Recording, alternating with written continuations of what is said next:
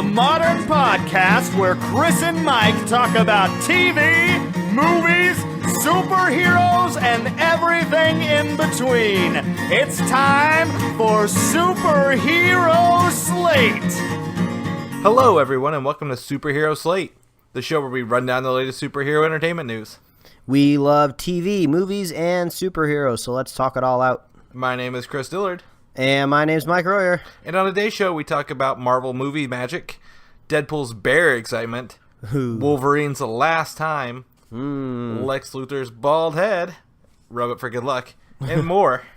Woo! Yes, sir. We have a big show today. Yeah, this is pretty packed. This is one of the few shows where I actually started making notes pretty much as soon as the last show was posted. Yeah, I mean, I checked in midweek to see what was going on, and I was like, oh, God, you already have like 2 pages. Yeah, it has been big, and we're going to roll with it. Yeah, let's just get right into it. That's all what right. people came for. They came for the news. That's right, in our sexy voices. Mm-hmm. So, first off, Marvel. Infinity War is coming. Yes, and, this is true. And right now, they have tapped the Russo Brothers to direct it. So, now, is this just, like, official? Because I feel like I saw this quite a while ago, and I feel like people have already reported on this. So I'm trying to figure out, like, was that just a big, very strong rumor, or what was the deal earlier? Well, you may have heard of the Sony leak. The Sony hack, that was in those emails. Okay. But nothing was ever confirmed until this week. Oh, wow. So it's kind of been, we knew, but, things changed. Like, they didn't have Spider-Man back then either. Like, tons of things could have changed. So now we have a fact that's true. Yeah, okay, cool. So we finally got the Russo brothers in there. I think we're all pretty excited about this. I've kind of heard, I don't know if it's a rumor or exactly where I heard it, but I heard, Joss Whedon said that he was actually having a little bit of trouble wrangling all these characters in Age of Ultron. He said there's just lots of, moving pieces, that he has to keep track of, and, he did a really good job in the Avengers, the first one. So maybe he just wasn't super excited about doing the Infinity Wars, or I've heard him talk at Comic-Con before, and it sounds like that he doesn't like to get tied down too much with the same project for very long. He kind of likes to do different things, and he's super popular right now, so he could literally do whatever he wanted. So I'm fine with the Russo brothers coming in. I mean, maybe they can come with like a divide and conquer perspective since there's 2 of them. Yeah, and for people who are unfamiliar with the Russo brothers, they did the Winter Soldier, and they're very well known for doing the paintball episodes of Community. Oh yeah, those are good. And you can't really, this is what I love about Marvel. They took these directors of Community and gave them a serious Marvel project, and they cranked out one of the hottest Marvel films of 2014. Yeah, I mean, I think The Winter Soldier is arguably the best Marvel movie made so far, and I think arguable is the best way to put it. Some people would probably say Iron Man 1, some people might stick with the Avengers, but I think Winter Soldier, you could easily fight it out, movie fight style, for that being the top position for sure. Yeah, so, and definitely cranked the Russo brothers to a whole new level as well. Because they had the Sony first look deal they just announced. So they could definitely be taking these new Sony projects if they wanted to. But to sign on to do Infinity War, something so big, so ambitious, they got to have an idea, and they have to have faith in themselves that they can do it without ruining it. And I think they start directing Civil War next month. That's almost pretty much an Infinity War style cast at this point. Yeah. I mean, they're just going to be so busy over these next couple of years. I mean, maybe the studio just kind of looks at it as a good deal. I mean, all of these Marvel movies are very tied in together. They're probably having these closed secret meetings where they're just talking about, this whole continuous story of Phase 3. And I bet the Russo brothers are having a really strong hand in crafting it. So I'm totally fine with it. Civil War was... not Civil War. Winter Soldier was great, and I can see that the writers that are signed on for it look pretty cool too. Yeah, definitely. And this speaks to the fact, the Russo brothers, they did Winter Soldier, they're doing Civil War, and they're going to do Infinity War. The writers, Christopher Markus and Stephen Freely, you may know them. They did the first Avenger, The Dark World, Winter Soldier, and Agent Carter. They have their fingers in the beginning of the Marvel Cinematic Universe, on a timeline scale, and the current Marvel Universe up to, Civil War, probably. And this could not be a better team up of people who have directed the Marvel movies and written the Marvel movies. Yeah, I think we pretty much have a slam dunk right here. I mean, it's kind of getting to the point when you start to see the talent being brought in. Obviously there's, you kind of have to knock on wood, while you kind of say this stuff. But I feel like there's no way that it's going to fail. No matter what, it's going to make tons of money. And I feel like no matter what, it's at least at the very minimum going to be good. I mean, I don't think it can be bad. So I think we have nothing but to look forward to this stuff, so I'm excited. Yeah, there is no scenario when you're going to get all of Marvel's cinematic characters on one screen fighting Thanos and not be like, dear God, this is amazing. Yeah, I mean, they could just write nothing but like 2 hours of fart jokes, and I'd still enjoy it because I'm still watching the Avengers make fart jokes. So they go up to Thanos, play rock, paper, scissors. Whoever wins gets Earth, and that's it. And I'd still watch the shit out of that. Yeah, I mean, save on some of that CG, roll it over into Phase 4. Yeah. I'm okay with it. Oh, gosh. So, yes, so Infinity War, we've got writers, we've got directors, and it sounds awesome. Yeah. Oh, right, man, that's a good way to start off. That's a great start. Yeah. Whew. Okay, Good. So next up, Marvel. We're going to keep going Marvel on this one. AKA Jessica Jones is filming. Yes. Okay, that is true. We are under 2 weeks away from Daredevil, just to give you a heads up on that countdown, because I'm ready for that. Yeah, go ahead. Oh, I actually, just before we got on here, I saw that they tweeted out this like little trailer. I guess it might be considered maybe like a TV spot, even though it's for Netflix. We just got a little bit more glimpse of what's coming up in Daredevil. So yeah, that's getting me super excited for this Defender series. Yeah, so Jessica Jones, some new images are revealed. We have the link on our show notes. Something really awesome. I mean, I don't want to make a big deal of this because it's not a big deal. But they have Marvel's first openly gay couple on aka Jessica Jones. Yeah, I thought that was pretty cool. I mean, it's not Jessica Jones, she's not taking a female lover, but it looks like we're going to have some kind of side characters that are involved with each other. And I think that's cool. I don't know if you guys out there, or if you have seen the movie Paranorman. No. Oh, okay. Well, at the I had end to think of about it. it. It was like one of those stop motion ones. Yeah. That came out a couple of years ago. It was pretty good, and they tacked on this little bit at the end that kind of had a same sex couple type connection at the end of that movie, which was kind of cool because it was kind of a children's movie. So I kind of like when they bring this stuff in here, because I mean, I think we all like to think that society isn't influenced by Hollywood, that we all kind of evolve as a society without pop culture around us, but we can't lie, it totally does. So I think it's good to bring this progressive stuff into our TV shows and stuff, just so kids that are growing up and watching it can just like, this stuff is normal, this stuff is okay. So I think this is pretty cool. Yeah, and something, I don't think they're intentionally doing it. I think it will serve the story. But they have Carrie Ann Moss being one of those characters, and sci-fi fans will know her from The Matrix. That's about all I know her from, honestly. Yeah, to be a jerk about it, I guess. But that's just, I think it's a bold step for Marvel. They don't have anything like that on. They have anything like that in the DC TV shows? I don't think Arrow or. I mean, The Flash do. They have a little bit of it in Arrow. I don't want to spoil anything particular in case no one's caught up, but they have a little bit of a same-sex relationship. I mean, it doesn't stay very long, but I mean, they don't harp on romantic relationships too much in that show anyway. Okay. But I think it's cool that this stuff is just becoming more normal, just in society. Yeah, one day we won't have to report it. It'll just be there. Yeah, exactly. But I mean, as for the other images, I mean, it seems pretty standard, like set images, kind of the stuff we were getting out of Daredevil back in filming. Jessica's got a little bit of a scrape on her cheek or something like that. So, besides that, not much we can take out of the news from those shots. Yeah, not yet. I think they're just doing all the basic street level stuff right now. Yeah. All right, we're gonna move on to one little fun bit of Marvel news. I think this is worth covering. Vin Diesel, he's got Fast 7 coming out this week, right?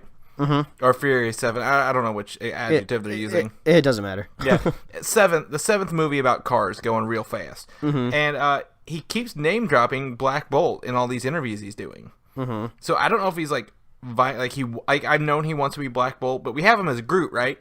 Which is just his voice. Which would be ironic because if he's Black Bolt, he's not going to talk. Yeah. So wait. So he wasn't. Am I thinking of? I'm thinking of The Rock, right? For Shazam, right? Yes. Black Adam. Okay. Yeah, that's what I thought. Okay, I get these guys confused in my head a lot if I don't actually see their faces. They're sometimes they're kind of interchangeable, and they're literally in the same exact movie, Furious 7 or whatever, coming out soon. So I get them confused, and I think I'm not the only one that does. But I mean, you're a big Black Bolt fan. I mean, that's for sure. Do you think he could pull it off? Does he have the physique? Does he have the look? I tell you what, I have 3 posters right in front of me right now. All 3 of them have Black Bolt on them. If that tells you anything. And honestly, on one of them, yes. On another one, no. And I just don't know. I think he needs to be a little bigger. But at the same time, I'm thinking back to Chronicles of Riddick. He could overdo it with his body language, and I would rather go with someone unknown, and or not unknown, but maybe not Vin Diesel. Yeah, I mean, it's going to be a weird kind of casting conundrum if you think about it, because, I mean, it is a character that is going to say very little. I mean, he'll probably be shouting a few times, so he is not going to say a lot. So you kind of, when you cast him, you're kind of specifically thinking about the look or the body language, not so much, I mean, you could say acting goes into more than just what they're saying, but this is kind of a different scenario. So, I mean, could he fill out a suit? I think he could. I mean, he's a ripped dude. Yeah, I think you have to exude a certain presence with that character because he mentally communicates with his wife, Medusa, and I just don't know if he has that presence. So I'm gonna go with no, and hope they listen and find somebody awesome. But I trust Marvel. Yeah, but you know what? You talking about Black Bolt so much does get me excited. Before, I never really knew much about Black Bolt, and I still haven't read much Black Bolt at all. So I'm kind of excited to see what Marvel does with him, because I mean, if you like him, he's got to be a cool guy. Yeah, I'll tell you, there's two series you should read if you want to get interested in Inhumans, and this is for everybody. The Inhumans series is a 12-issue series by Paul Jenkins and Jay Lee. They also created the Sentry Volume 1, so I'm a little partial to him, and I didn't realize this connection till later. Also, Jonathan Hickman's New Avengers and Infinity, all his run from 2002 to current. Black Bolt's part of the Marvel Illuminati and does fantastic in it as well. Oh, cool. Seeing him go toe-to-toe with Thanos in that book, something you don't want to miss out on. Yeah, so. I think I've seen actually some screenshots from that make it on some of the comic book websites that I follow, and those panels look intense for sure. Yeah, they definitely are.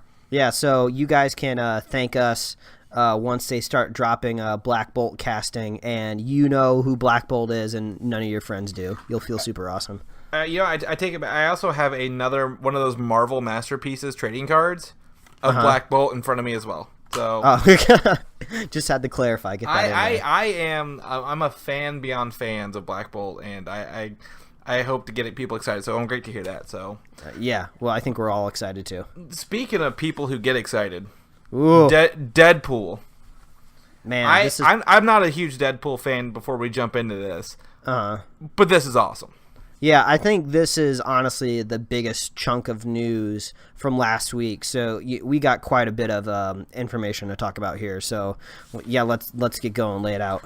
So first off, the official costume for the Deadpool movie with Ryan Reynolds in it has been revealed.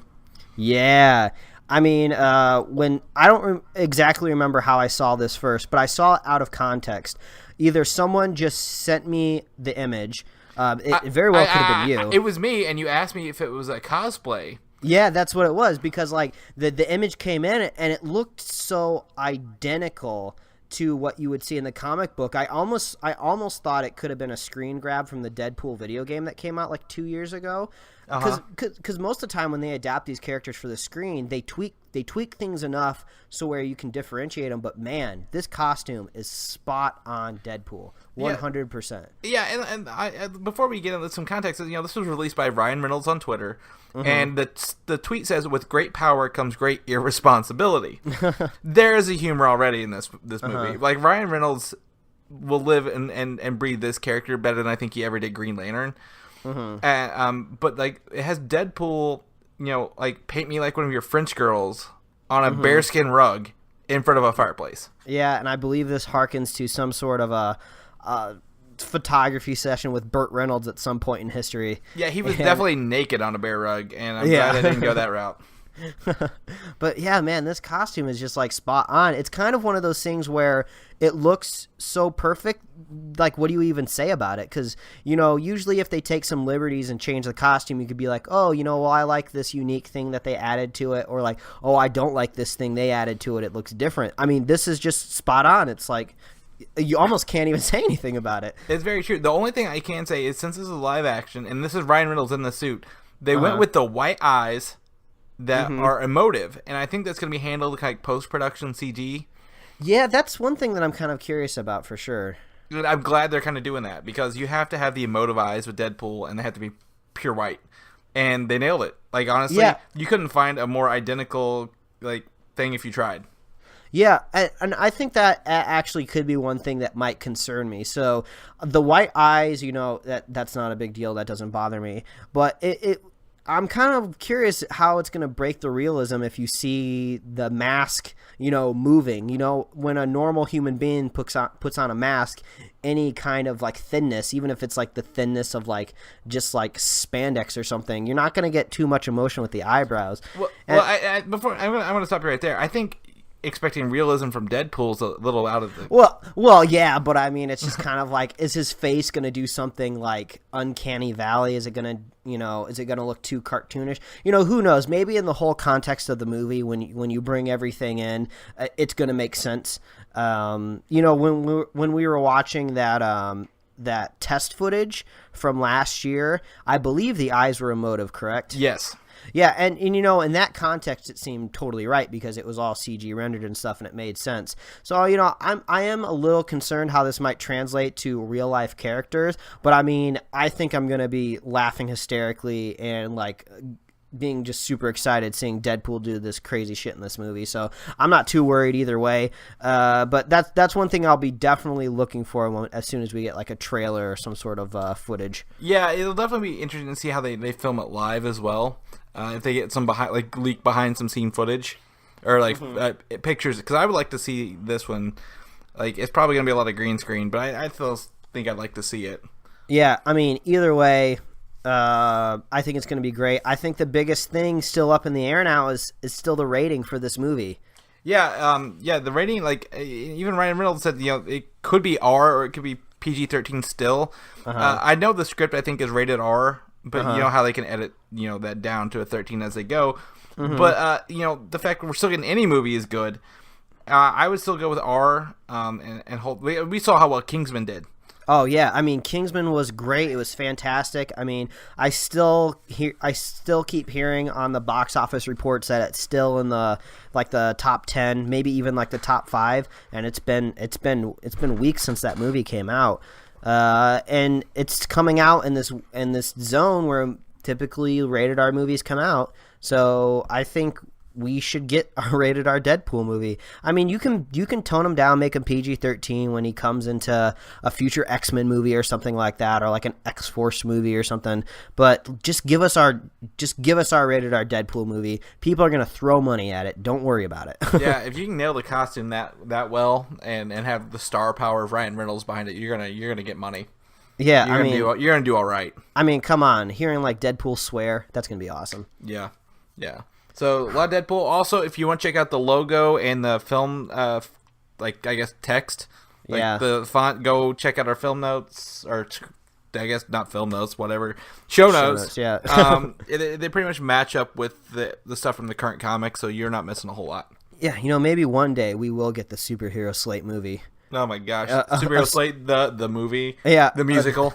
A redemption story of two comic book nerds trying to make it to a comic book convention across the country. It'll be. I'm thinking like a road trip movie is what it would end up being. I mean, honestly, I watched Jay and Silent Bob Strike Back like 2 days ago, and I figure it'll probably be a lot like that. Yeah, we can pick up some sort of wild animal along the way, and it'll all be good.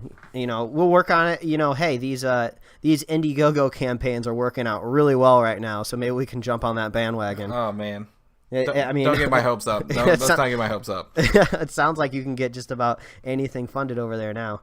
It's true. I actually funded an album from one of my favorite bands, and I just got the album 2 days ago as well. Oh, cool. Off Indiegogo, so that worked out great. Yeah, I guess as an aside here real quick, I'm pretty excited for that Con Man TV series. Do a little plug for that. Oh, yeah. It's, just basically... the cast members, it's almost like half of the cast members from Firefly are kind of coming back together to make a web series that's very meta. It's about actors who used to be in a science fiction TV series that was canceled, and so now it's about them as actors going to these conventions. It's kind of hard. I've tried to describe this to like a couple people already, and it's really hard to describe because you're like, oh, you remember this guy from this sci-fi movie? Well, now he's making a web series where he was a guy in a sci-fi movie, kind of like that sci-fi movie, and it's kind of about him going to conventions, and it's a reflection of how he went to conventions in real life, and it's really hard to describe to people. It sounds like I would call it conception, but then I don't think that word really works very well. You're gonna make a great dad with those dad jokes someday. Heyo, I've been working on it. Yeah. Just Google Con Man Indiegogo, you'll find it, and I won't have to describe it. Cool. Yeah, but it's fully funded now, so. Yeah, even better. Yeah. Speaking of things that are fully funded, no, really not. X-Men Apocalypse is happening next year as well. Yes. Kind of going back to the Deadpool thing. A couple people are returning. A couple new people are showing up. Rumors Hugh Jackman would show up. As usual, he has to, even if it's for like 10 seconds. Yeah, I think we pretty much assumed he was going to be coming back. So yeah, honestly, his part in First Class is all you need. The "go fuck yourself" line. I like to tell people that was originally written for Stan Lee, but he was busy, so they went and got Hugh Jackman to fill in for him. and another big thing is they say Halle Berry might return. Oh wow, that's kind of the sore note for most people I hear out there. What's really weird is they've already cast a young Storm. Why would they need future Storm if that's changed? Man, I just think that there's going to be just this really... I mean, Bryan Singer's got this really weird thing that he's got to work out with this next movie. Is just trying to figure out how to blend this new cast with the old cast, which is technically the future cast. He's got to kind of find a way to, like, bring them together and then drop off the ones he doesn't need anymore, I guess. So I'm kind of curious how they're going to handle that. Because it sounds like they want an X-Men franchise in the future that has none of these old cast members. Maybe Hugh Jackman, but it sounds like they want to start fresh. They got to work with these different time eras, like the 1980s. They got to find a way to just wiggle this all in. I don't know how this is going to work out. Yeah. Hopefully they have something written, some notes that they've been taking that we don't know about to figure this all out. Because next year we also get not only a Deadpool movie, we also get a Gambit movie. But is Channing Tatum gonna appear in X-Men Apocalypse as well? I mean, they already got him. They'll probably have him in a suit. Why not just film him for a few minutes and put him in there as well, right? Okay. And also they cast Jubilee this week. Yeah, that was kind of exciting because I mean, I think all of us. Or the majority of us know Jubilee from the X-Men animated series back in the 90s. That's for sure. Yeah, she had the firework fingers. Yeah, and those wicked shades. Yeah, and yellow coat. They cast this girl named Lana Condor. She has no credits that I could ever find on her name. I searched all over for it. Yeah, I checked her up on IMDb. Nothing that I could pull out from her. So, this is kind of one of those situations where you're bringing in an unknown actor, and I'm okay with it. Yeah, definitely. So right now they have the 3 original X-Men, Cyclops, Jean Grey, and Storm recast. They have Nightcrawler recast. and Jubilee. Mm-hmm. So, and possibly Angel. So they got a lot to work from going forward, I think. Mm-hmm. Yeah, and I think this will be kind of cool. Like I've said before, I'm a big fan of seeing how they translate characters to the big screen. So this girl's definitely going to get some sort of like wardrobe update, or maybe not, since this is in the '80s. Maybe that yellow jacket and shades. They'll maybe have to downgrade it a decade to fit into the '80s. So maybe she will almost look identical. Who knows? I definitely wonder how fireworks powers are going to work. Into the scheme of things. Yeah, I kind of feel like sometimes I feel like her powers kind of went along the lines of messing like up technology. Like I feel like in the cartoon show I saw her like touching computers and blowing them up. So maybe they'll try to focus on that more than just like shooting fireworks out, because that's kind of lame. Yeah, it would be, unless it's the 4th of July and then she's definitely the girl you want to have at your party. Yeah, that's true. You can save a lot on firework costs. Yeah. So, yep, that's it. That's it for Apocalypse. Now, I want to kind of talk about, we talked about Hugh Jackman being the Wolverine. Like, we want to see him as the Wolverine forever. Because he is Wolverine. Honestly, he didn't start off being that Wolverine-y. Mm-hmm. But now he is definitely the definition of the Wolverine. Yeah. And he tweeted or put a photo on Instagram with his hand and some black claws. Yes. That said Wolverine ... one last time. Yeah, and this is like, I mean, you can take so many different things away from this. When I first heard it, I was kind of confused, because one last time sounds like he's going to play Wolverine one last time and then he's done. But that totally contradicts the stuff he was saying a couple weeks ago, where he said he would like to play Wolverine literally as long as he possibly could. So I don't really know how this is going to work. What do you think? Well, after this, James Mangold, the director of The Wolverine, the last one, and the next Wolverine movie, went ahead and retweeted it and confirmed it's Wolverine ... one last time. Mm-hmm. So, we're confirming that this is Wolverine 3, not for X-Men Apocalypse. So, okay, just to verify it. However, it sounds like one last time could be like a story arc, like Old Man Logan, or like the story that the Wolverine 3 movie is going to take, rather than actually like he's going to be the Wolverine one last time, is what I read it as. Yeah, well, it's kind of a weird thing if you think about it, because we haven't really quite figured out exactly how they're fitting in that Wolverine's trip to Japan into the X-Men timeline. They tried to pin it in with that after the credit scene of it. I'm not really too sure how that is going to mesh in there. So is this third standalone Wolverine movie going to be connected to Apocalypse? Is it going to be like its own little timeline? Like, are we back to the futuring it here? Are we having like different branches of time? Who knows? God, I hope not. And I think the black claws are kind of cool. I mean, who knows? Maybe those are just props that haven't been like plated yet in silver. But I mean, we still kind of got to figure out, how he gets his claws back, because he had bone claws. He had the bone claws in Days of Future Past, right? Right. Well, he was picked out of the water by Mystique. Sorry for anyone who hasn't seen the spoilers. And we don't know. He hasn't gone through Weapon X yet at this point. And Mystique was disguised as Colonel Stryker, who put him through Weapon X.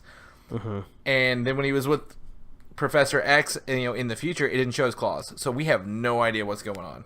Yeah, so, I mean, it's kind of weird. I think if this was a franchise, I think if Days of Future Past didn't have so much success and I didn't enjoy it so much, I'd be a little bit more worried. But, it's kind of weird. I'm actually kind of okay with this chaotic X-Men universe that's going on right now. Just because, like, I had such a fun time with the last movie, and I had pretty low expectations going into it, It's just kind of fun seeing the X-Men. It's fun seeing them come on screen. Oh, God. You just said that. We recorded that. Oh, okay. And I'm gonna put that now. It's like whenever you text me, we're gonna hear that. But I know what you're saying. Like the last Wolverine movie was actually really, really awesome. I love the Wolverine, and I think they're taking the character in directions he needs to go, like smaller character pieces by himself, and yeah, I want to see if it's Wolverine one last time. It sounds a lot like not Days of Future Past, the other one, Old Man Logan. If you've read that, oh yeah, oh man, Old Man Logan on the screen would be awesome. Yeah, they can't really do it, verbatim because Marvel / Fox rights, but it's some sort of adaptation of that would be pretty cool. Yeah, and the thing is, like, everyone will agree that Hugh Jackman is in great physical shape right now, and he's jacked. But I mean, like, how exactly can he pull the Wolverine off in like 10, 15 years? I mean, it's kind of silly to think that we're still not going to be getting these superhero movies in 10 to 15 years, because just 10 to 15 years ago in the past from now we were getting them. So I guess we'll just kind of have to see how this unfolds for sure. Yeah. We'll keep you posted as the Wolverine slices back into our lives. Oh, shink, shink. Shink, shink. So, anyway, enough about X-Men. We've talked about enough. Let's talk about another team of superheroes. Mm-hmm. The Fantastic Four. Yeah.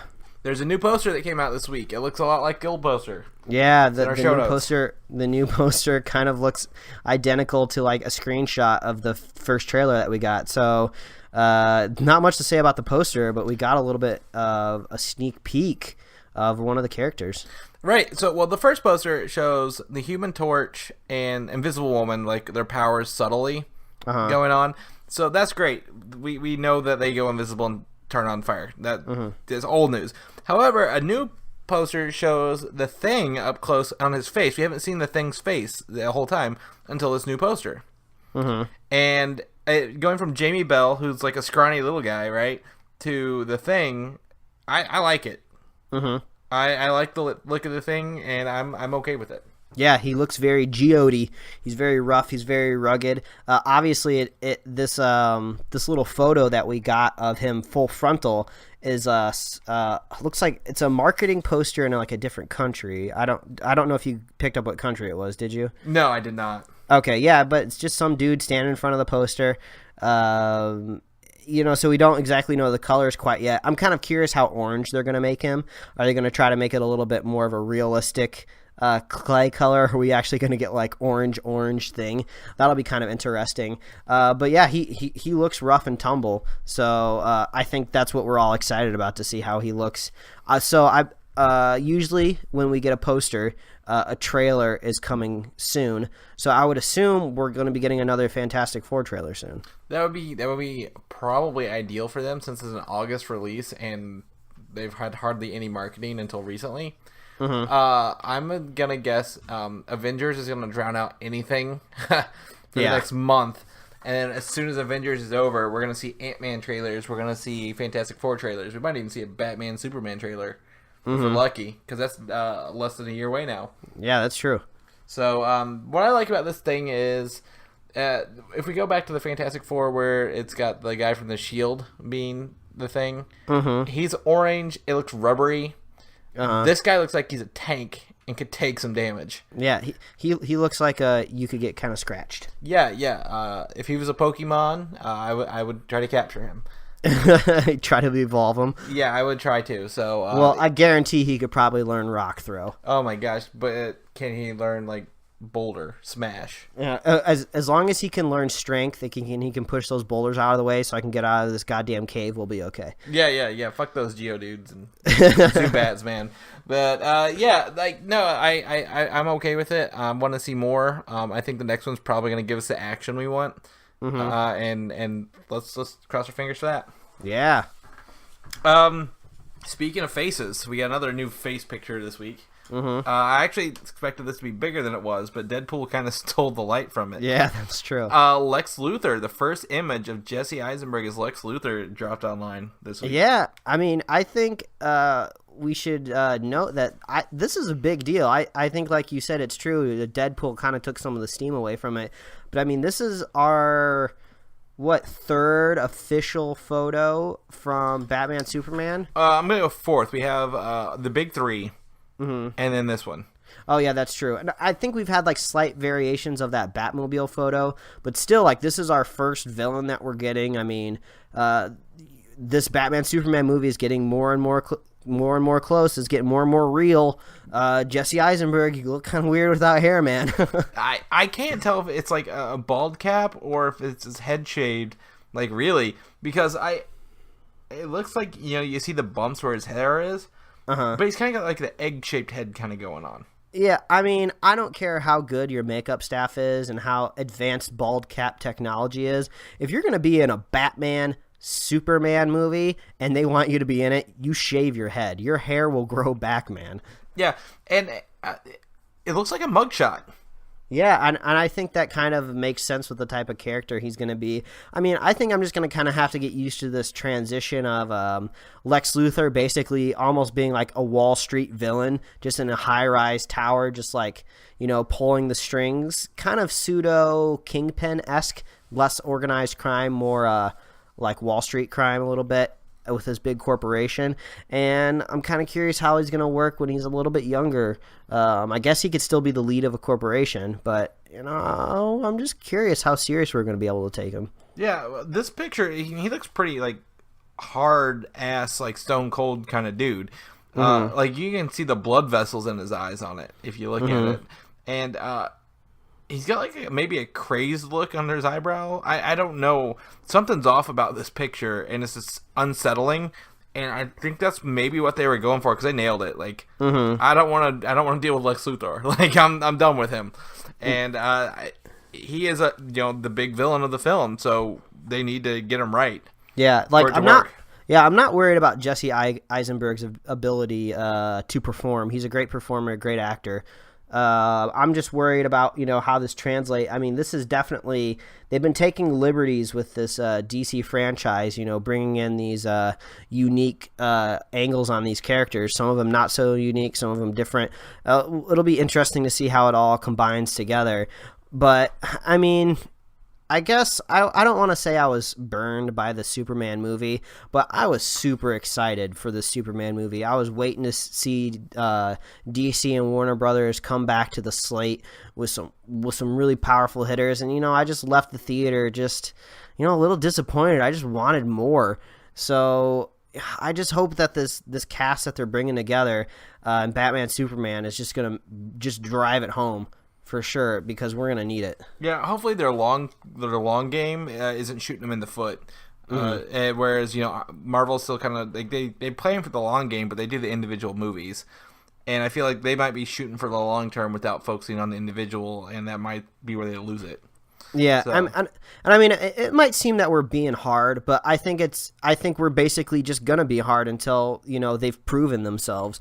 I mean, yes, Superman was a good summer blockbuster movie. We got action, we got fighting. We had aliens and spaceships and stuff, and we had explosions and things blowing up. But overall, it kind of left some to be desired when it came to the Superman story and the Superman universe. So they just need, as soon as they prove themselves, let's say this Batman Superman movie is just awesome, I'll be much more upbeat about the stuff in the future. But right now they just need to get me excited again. Right. And with one film under their belt, we can't, like, we're not, again, you're right, we're not being harsh. Like, they have one film under their belt for their cinematic universe. Yeah, I mean, and by announcing the entire cinematic universe afterwards, they're already building themselves up. So, like, what are we expecting here? So yeah, I mean, we would be the same exact way if the first Iron Man movie wasn't good. If the first Iron Man movie was just like and they're just like, hey, we're building this whole Marvel universe, get ready for all these other movies, we'd be like, well, geez, Iron Man wasn't that great, but Iron Man was great, so we were very excited for more stuff. Thank God it was. Yeah. So if you want to see Lex Luthor, you can check out our show notes. Images there. We got a lot of links in our notes today. Yeah. So many links. Something we don't really have a link for is something we might be really happy about, but a lot of people may be depressed about. Legend of Zelda series we talked about a few weeks ago. It denied. Yes. It's pretty straightforward, saying that we have no plans in the future. And I believe this was from Nintendo, not from Zelda, right? Right. From the creators. Yeah, it was Nintendo who owns the Zelda licensing. Uh-huh. So, they said no, we don't have any plans. That may also be a way of saying, yeah, we're doing it, but we don't want to tell anybody yet. Yeah, I mean, that's totally true. And I think a lot of these new stuff, the, digital first, like Netflix and Hulu original things that are adaptations, like Powers, a lot of these probably hinge on the success of Marvel's Daredevil. Yeah. Because Marvel's, like, they're leading the way in film. They're leading the way on probably this Netflix stuff. A lot of what they do is gonna definitely build into something bigger. I think the Flash appeared because Marvel's Agents of S.H.I.E.L.D. is tying in with the larger universe, and the Flash and Arrow wanted to interact and create their own like TV universe. I don't know. I think if Marvel's Daredevil works, we're gonna see a lot of properties be adapted on Netflix and Hulu and whatever other online mediums we have. Yeah, and who knows? Maybe Nintendo had never even thought about, well, I'm sure they've thought about it, but maybe it wasn't even on their priority to start turning anything into a series. But then somehow this crazy rumor got out there, saw the internet explode, and just like, wow, a lot of people out there really like the idea of a Zelda series. Maybe we could start considering it. I mean, so now they have options. They can say, oh, we've been planning it the whole time, and we just didn't want to reveal it yet. Or maybe they actually have, and they're just kind of trying to hide it. I think it would be a weird jump just because the Link, the character himself, doesn't even speak in the video game. So how do you bring that character to life when usually the player is kind of embodying the character? I don't really know. So I mean, I'm not a big Zelda fanboy, so I don't really care too much that it's been denied. But I do totally agree with you that it does kind of hinge on the success of these series coming forward. Yeah, and yeah, we'll definitely see what else gets created from that, because I think it's a very interesting medium to hinge on. And I've been watching Powers, and I've been caught up with it, and it's actually still good. Oh, good. Surprisingly, you expect the first episode to get you excited, right? And we liked it. So I was hoping 2 and 3 didn't have diminishing returns. No, I'm at 5, and I'm like, I don't want this thing to end. So great, because I plan on watching. Hype that up. I plan on watching it binge style and just saving them all up and watching them all at once. So I'm super excited to get back into Powers. And also a little bit before we move on, in a little bit of video game news, they pushed back the next Zelda video game. They originally said 2015, now it's looking like 2016. So I mean, if they can't even get this video game going at the right time, I mean, who knows how they could even manage a TV series. So I think it's fine that it's denied. Maybe it'll come back up in the future, but I'm not worried. Yeah, definitely not. We got Powers in the meantime. We got Powers. You know what else we got? What? X-Files. What? Yeah, that show that's been off the air for years and had 2 movies. It has a 6-part revival at Fox. Yeah, I thought this was kind of interesting. This was a show that it's kind of hard to admit, but I think when it was airing, I might have been a little too scared to watch it. I think I've had a little too many nightmares of aliens visiting me through my window, and I think the idea of watching it on TV was terrifying. So I kind of stayed away from X-Files when I was growing up, but it's on Netflix now. So now that they announced this, I think I'm gonna jump headfirst in. Yeah, this is something, a new trend I've kind of seen take over, taking older series from the 80s, 90s, mostly 90s, and revamping them in smaller, multi, kind of series formats, parts. We can look at 12 Monkeys and Fargo as an example. 12 Monkeys has a TV series right now, a shorter, multi-part series. And so did Fargo. Fargo's even got a season 2 coming out. Yeah. And X-Files, taking these things, giving it a 6-part revival. It's 6 parts, smaller budget, can continue the stories of Scully and Mulder, so they're returning as well as original actors. And definitely something I think we're going to see a lot more of with other stuff. Twin Peaks is supposedly coming back as well. Yeah, I've heard that's a pretty big cult classic. Yeah, I haven't watched it myself. It's on my to-watch list because Kyle MacLachlan is in Agents of S.H.I.E.L.D. as Sky's father. And I would love to see what he was like back 20 years ago. Yeah. I mean, I can't really say much about the X-Files. Like I just said, I didn't really watch it. But, I mean, I've loved what David Duchovny's been doing. I loved him in Californication, so I'm totally okay with seeing him back on my TV screen. And I think speaking to the 6-part, I think that's great for a story arc. You can get the meat of the story and you don't have to worry about, fillers or too much, or you don't have to worry about not having enough time. It's two episodes shorter than what Agent Carter was, and I thought Agent Carter filled out those 8 episodes pretty well, so I'm not too worried about 6 not being enough or being too short. So I gotta binge watch before this stuff comes out. Did they say if it was 2015 or 2016? I'm gonna make 2016 for this because it'll probably be half a year of production and post production. So I'm gonna go with 2016, but I don't know off the top of my head. Okay. What I do know is, I think if this works for X-Files, again, like I said, we may be seeing series that have long been gone coming back for smaller like part revivals and adding to our collections years and years after our collections have already been full. What I would like to see is like a Seinfeld revival. Oh, that would be interesting. I say this because they did a partial like revival on the episode of Curb Your Enthusiasm. Season was built up getting the crew back together to get a show, like a small episode. So they actually aired this episode. And I get to see Jerry Seinfeld on stage on Thursday do a stand-up. So I'm pretty excited about that. So that's kind of on my mind. And they did a little bit of a revival in that Super Bowl commercial last year where they went back to the coffee shop, Jerry and George. Oh, yeah. Yeah, so I don't know if Seinfeld will ever make its return. I feel like it literally went out as high as it possibly could. It's going to be remembered as the best sitcom of all time. So whether it comes back as who knows? Yeah, that's definitely personal preference right there. But time will tell. Who knows? As time goes on, things get less precious, and people don't really care rebooting stuff. That's true. This may work in favor of Firefly. A lot of people clamor for Firefly. Ooh, yeah. Online revivals have happened for Community and Arrested Development. So it's a big thing right now, and I haven't seen the X-Files either, so maybe this could get me to watch it. Yeah, but I'm excited to watch it. Yes. Please let us know how that goes. So your excitement kind of hinges on some other things. Our first episode, we did a my favorite movie list, which is 5 very predictable movies, and your least favorite movies of the year.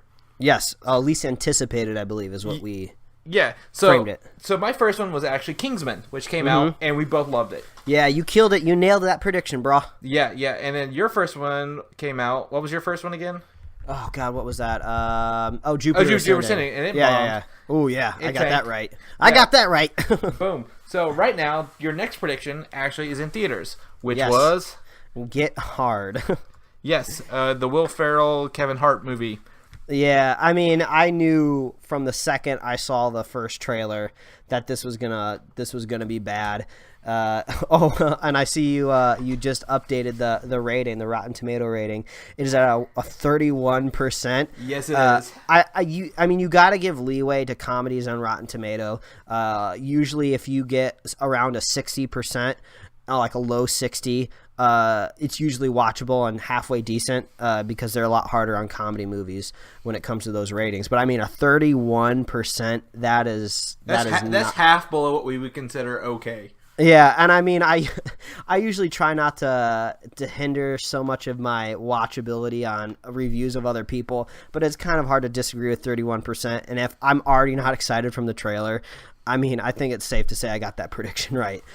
Yeah, I'm not a Kevin Hart fan. I think he's like loud and like talks fast.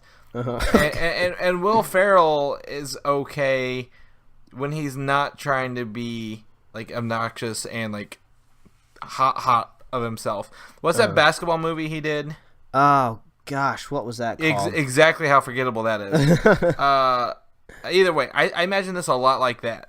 Yeah. So I'm glad you were wrong, or I'm glad you were right and it was bad. Yeah. So. Well, yeah, but also remember these predictions have nothing to do with how much money it made. I have a feeling that it probably made money. So. Who knows if we'll see a sequel of it? There's billboards down the street from me for Paul Blart Mall Cop 2. Oh my gosh, I love that. No, I'm kidding. And I was talking to my wife, and I was like, when I look at that Paul Blart billboard, it makes me think that this is the type of movie that is invented by people when they need to talk about a fake movie inside of another movie. So I feel like Paul Blart would be a movie that they would reference in like a romantic comedy or something. Yeah, we had a really bad date watching Paul Blart too. And then the characters like break up or something, or they get pregnant, and then the story progresses. But let's hope maybe it doesn't get too much money, so we don't have to get a Get Hard 2, Get Harder. Oh my gosh, don't even. That that would be the title too. It would be. Gosh. Man, now I hate life. Yeah, so speaking of cheesy things, we got this new Terminator Genesis motion poster, and this motion poster seems to be like a phase, like a phenomenon. More and more motion posters are being created, I think, to kind of fit, mobile devices, things that loop, like Instagram videos and like Snapchats and stuff like that. So we'll probably be seeing more motion posters in the future, but this just kind of looks cheesy. I mean, it doesn't look like it's been produced very well. It looks like some visual effects dude just had a couple spare hours and just threw it together. How long is that again? We have the link on here. How long is this thing? It's just a couple seconds. It starts off okay. It's 15 seconds. It starts off innocent enough, and then at 3 seconds it all goes to hell. Yeah. Give us some info on that. So, it starts off, you see Arnold Schwarzenegger returning as the Terminator, which, this guy has put some age on since the original 80 ones. It was 85, I think, was the first one. Yeah, somewhere around there. And then he came back in Terminator 2, great. Then he came back for Terminator 3, and he was looking pretty rough. Mm-hmm. He put on those stupid star sunglasses or whatever, or heart sunglasses in that one, and that movie was just a mess. And now he's back. I think they CG'd him in the Terminator Salvation. Now he's back for this fifth one, where it's just when his skin rips away and it shows the T-800 skeleton, it looks like someone colored it in with colored pencils. Yeah. I think basically the biggest criticism is just the motion poster just looks kind of crappy. It's just some cheap marketing to drum up some more hype that I don't think is very good. And this movie is the next movie on my least anticipated movies of the year. So Terminator Genesis, slated for beginning of July 1st, I believe. Mike's got it for you. Yeah, I'm already not very excited for it, and if my predictions hold true, like I said, I'm not a big fan of harping too much on reviews or percentages or stars or whatever. But if I had to guess a Rotten Tomato rating for this movie, I'm kind of leaning maybe towards a 55%. I don't think it's gonna get that. That freshness. is very generous of you. Yeah, that is a very generous rating from you. I would probably gonna guess closer. If I could get the over under, I would probably go under 55. Mostly, that's just. I feel like it has the potential, but they're dealing with multiple time streams, kind of like Days of Future Past did. But not with care. Yeah, but this will be one of the movies that will make money, though. I don't think it's gonna have a problem making money. I'll probably catch it. This is like a Redbox movie for me, or an eventual Netflix movie for me. So we all know I'm not excited for it. So I'm pretty harsh when I get cheesy motion posters. Yeah.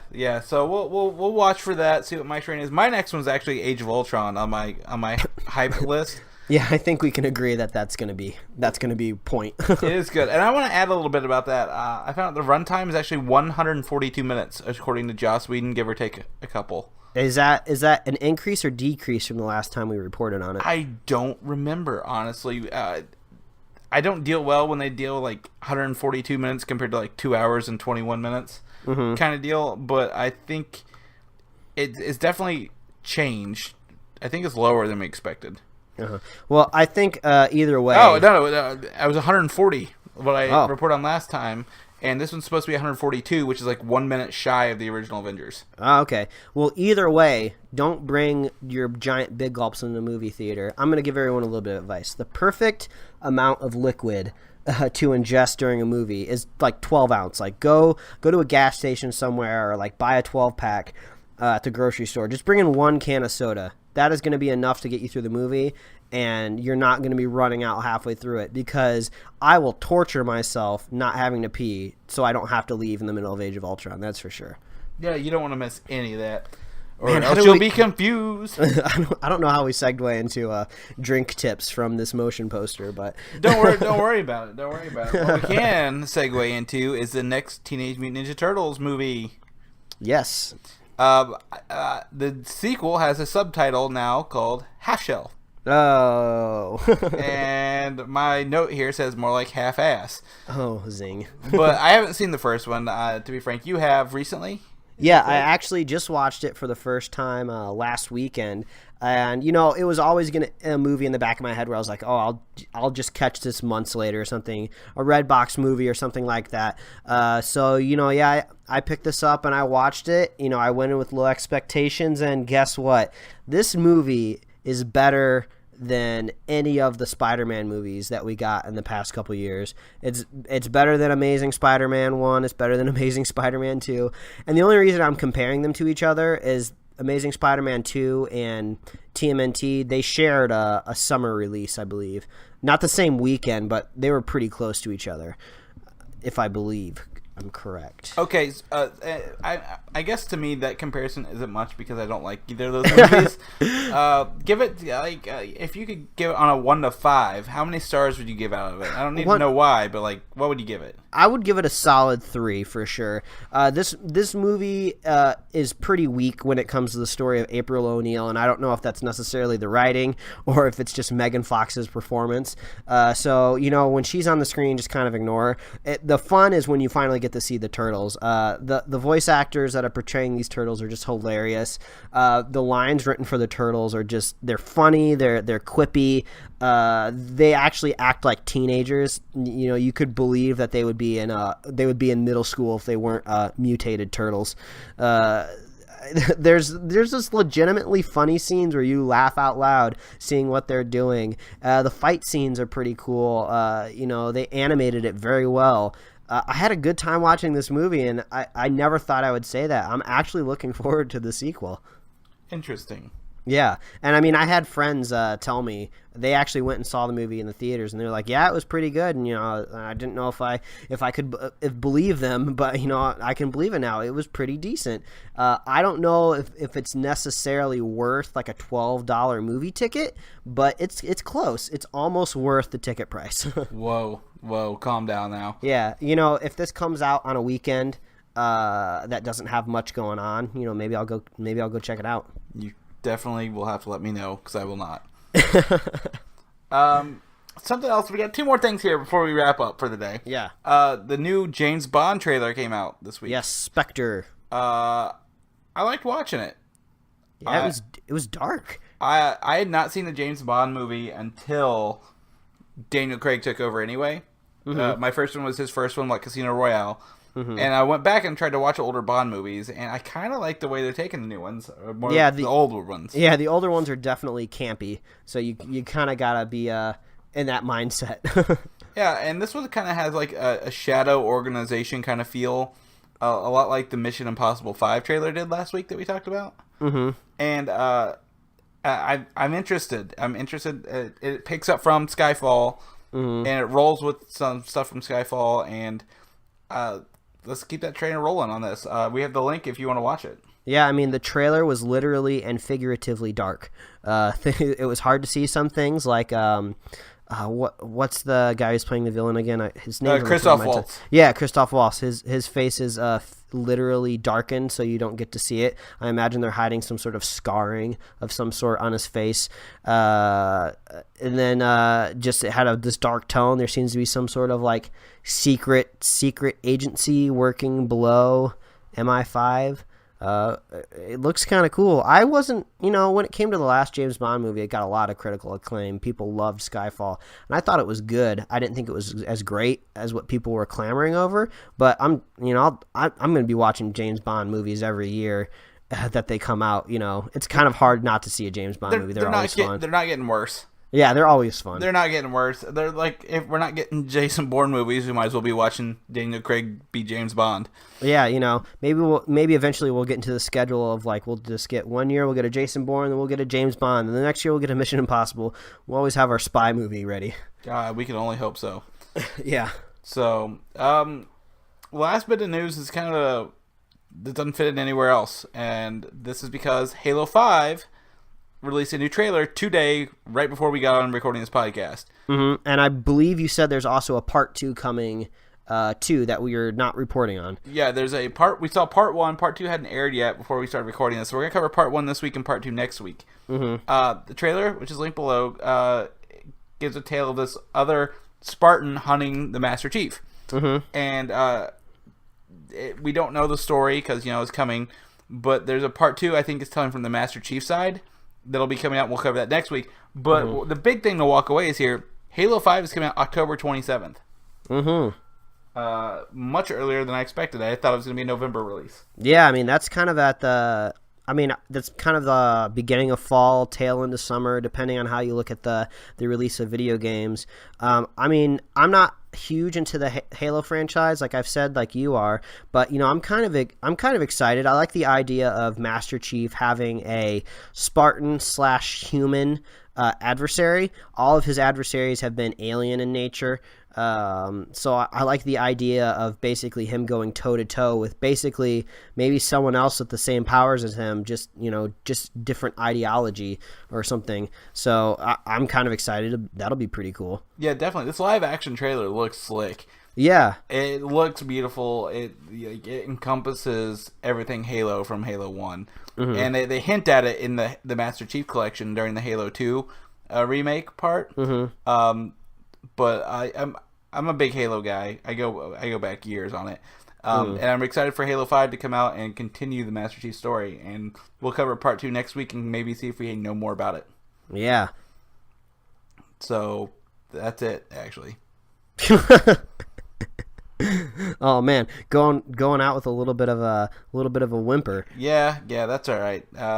If people want to bang, Mike, where are they gonna find you? Oh gosh. Well, if anyone out there wants to follow me, they can follow me at Mike Royer Design on Twitter or on Instagram. Drawing little pictures, putting them up on there. You can read my webcomics over at pickledcomics.com. And I try to put that stuff up there regularly when I come up with anything halfway humorous. Yeah, I'm pretty active out there, so give me a follow. Hear me say really bad jokes on Twitter. That's true. You want bad jokes, you follow Mike. As for me, you can find me at Valdan, VALDAN on Twitter. You can also read the stuff I write for Comic UI. Got some big stuff coming up. Convention season opens up in April, so starting next week we're going to be covering a lot of convention stuff. And also Nerd Traffic, where I occasionally write as a pastime. So a lot of stuff going on there. My favorite thing to do right now is live tweet during movies and be really cynical. Last night Tangled was on, and I just didn't want to care anymore, so I started making fun of Tangled, and that was pretty fun. Yeah, well, I mean, I don't know if you can tell towards the end of this podcast, but I'm getting pretty excited to wrap this up because the season finale of The Walking Dead is kind of wrapping up, and I'm jumping on that the second we're done here. Oh yeah, definitely. This is probably the latest we've ever recorded a podcast, so we will definitely have something for everyone in the morning. And enjoy your Walking Dead, Mike. Yeah, well, thanks. Bye, everybody. We'll see you later. Oh, goodbye. Thanks for listening, and don't forget to subscribe.